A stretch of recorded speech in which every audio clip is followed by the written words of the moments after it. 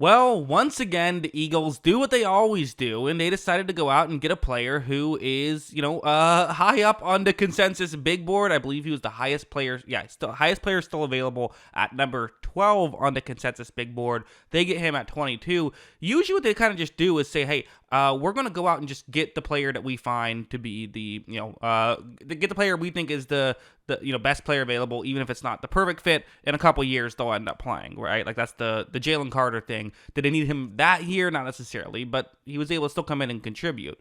Mitchell is not that. Mitchell is also a position of need. Now, again, maybe Darius Slay and James Bradbury return to their 2 years ago form and are great. But if that happens, then cool. Then you have just depth of depth. Like that's a good thing if that happens, But I wouldn't bank on it happening for Mitchell. And, if it doesn't happen, well, then you have a really good, then you're in an okay position. So, yeah, I really like, Mitchell as a player. I had him higher up on my board as well. Fair warning when we get into this video, it's ended up being a much more negative video than I meant, despite the fact that I really like him as a player. So, just want to, warn you at the beginning, I have more negatives to talk about than positives in the video, but I have much more positives to talk about than negatives as a whole with Mitchell. Just kind of a couple of the positives clips I use ended up cutting from the video for just pacing reasons and stuff like that. So that's why it's that way. But yeah, just wanted to set that up. But anyways, let's get into the film and talk about what I like so much about Mitchell. Let's start off with this play. So what's going to happen here is you see it's a one-on-one matchup on the screen. It's against Ohio State. So, showing some film against some very good receivers. But still, again, at the NFL level, you're going to play some very good receivers, right? And it's a pure one-on-one matchup. There's no help right here. So this is definitely, this is a tough situation for Mitchell. It is. When this play begins, you're going to see kind of his one, I feel like, biggest weakness is he's someone who overcommits. And to me, he is a very raw prospect. That's not necessarily a bad thing. In fact, I think that there's definitely some, logic to the idea of, hey, let's get the most physically gifted corner that maybe isn't the most polished instead of getting the most polished corner that can't really get any better. But still, you see how his hips are turned towards the top of the screen kind of already, is often very quick to commit to a certain direction. So the second the receiver starts to cut more towards the middle, now Mitchell's in a bit of trouble. And now Mitchell kind of has to make a, adjustment in this situation. But watch him really get way out of position when the receiver cuts, and luckily the ball didn't go in that direction, but if it did, it would have been an easy completion. I'm not showing this to try and make it seem like I don't like him as a player or anything. Just, again, we're showing the positives and the negatives, right? I want to make sure I get the whole picture for someone like Mitchell. I think something like this is a counter argument to that point I just made. Not that it was really an argument, but you know what I mean. A reason that would maybe make you feel less worried about that last play I showed, which is even if there is going to be the occasional play where he gets himself out of position, the guy runs a 4.3. It's not as big of a deal as if he was a slower corner who would get out of position. And this play is an example of it, where it's, again, a one-on-one matchup. And again, I want to be clear, I am showing the highest degree of difficulty kind of stuff you'll get at the college level. I am.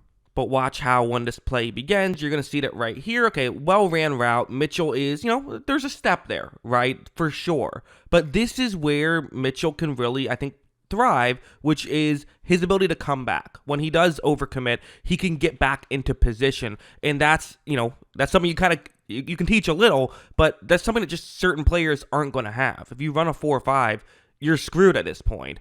But watch Mitchell have the speed and also have the ability to, just tackle the receiver and get him out of bounds so it's an incomplete pass right there. That's a really good close on that play when it was, looking very good. These are some real benefits that you'll see from someone like Mitchell that just other guys don't have. And the fact that he can do this is something that, even though I might have some nitpicks on certain things, like the fact that he will overcommit and sometimes he can get turned around, stuff like that, it doesn't really bother me too much because I think that he'll be able to come back if he does, while he is learning. And once he learns it and gets it down, then he won't even have those issues. That's what you hope with someone like Mitchell. There's also something like this, which isn't to me really a big criticism critique of him, more so just a critique of the system, is like, you see how they're playing this right here, kind of showing all out blitz, so all of their corners are playing very far off. This is a specific situation, but in general, I noticed that they played their corners very far off at Toledo, which to me was probably a coaching thing, but for someone like Mitchell, again, I'm bringing up his speed, typically you don't play that far off if you run a 4-3, so I do kind of wonder if there is going to be maybe just, again, an adjustment period when he gets to the NFL of just doing stuff he hasn't done as much in college. It's just something I thought of, because that's where he is on the field. That's where, that's the route that he's going to be covering right here. But again, watch how he plays this. You're going to see that when it begins, definitely playing very far off, and you could certainly say is in real trouble right here. Here is why, again, I'm not as concerned about it, I don't consider this a negative of his necessarily, I think this is a coaching thing, because you even see the corner on the other side of the field is doing the exact same thing. So this, to me, isn't one of those situations you look at and say, wow, he's just so afraid of getting burned deep, because you see it with all the Toledo corners, and again, he runs a 4-3. I feel like I keep bringing that up, but because it really matters with corners is how fast they run. So for me, again, I think it's something that you could, when watching film, you might say, oh, wow, this is a negative. If you are someone who does that, I wouldn't be concerned about it, because I think that it's more of a coaching thing.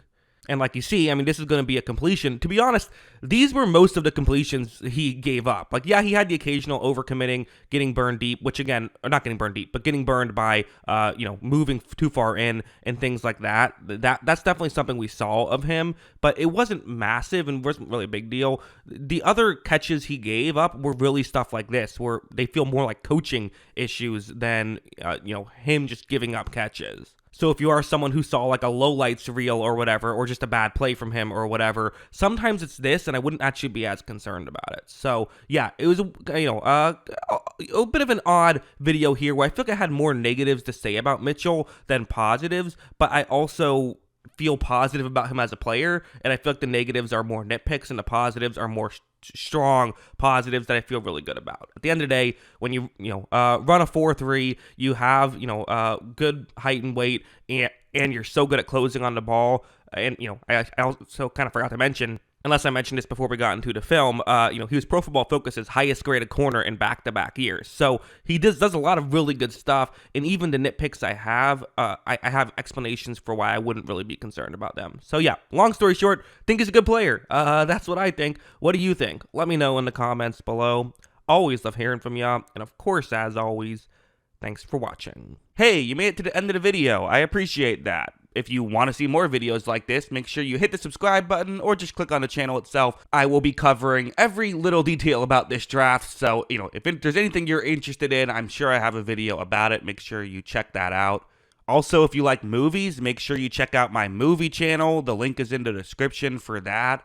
Have a lot of fun stuff on there, some movie reviews, some tier lists, stuff like that. And also, if you want to just hear more of my general thoughts, follow me on Twitter or X, whatever the hell you want to call it. Link is in the description for that as well. And once again, thanks for watching. I do appreciate it.